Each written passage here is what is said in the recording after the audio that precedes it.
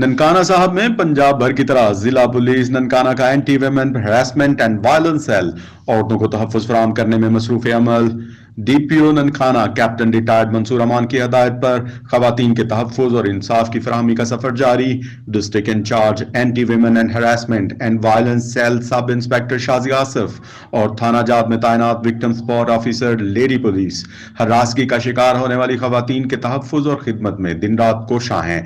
इस सिलसिला में जिला भर में मुख्तलिफ NGOs के मुश्तरका ताउन से anti women harassment and violence cell औरतों के तहफ़्फ़ुज़ के लिए आगाही मुहिम पर वर्क कर रहा है। सिटी ननकाना, शाहकोट और सांगला हिल में मुख्तलिफ सेमिनारों के दौरान पुलिस की तरफ से औरतों की मदद और तहफ़्फ़ुज़ के लिए बनाई जाने वाली ऐप के मुतल्लक न सिर्फ आगाही दी गई बल्कि इस पर प्रैक्टिकली अमल भी किया जा रहा है। बेसहारा, लाचार, हरासगी का शिकार खवातीन women safety app, Zainab alert app, Pukar 15 anti women harassment and violence cell पर अपनी कंप्लेंट दर्ज करवा सकती हैं।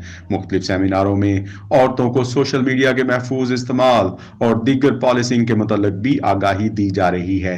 डीपीओ कैप्टन रिटायर्ड मंसूर अमान का कहना है कि बेसहारा और हरासगी का शिकार खवातीन को तहफ़्फ़ुज़ और इंसाफ की फराहमी अव्वलीन तरजीह है। मुआशरती बेज़ाब्तगियाँ और जराइम का इंसदाद खवातीन के तहफ़्फ़ुज़ के बगैर मुमकिन नहीं।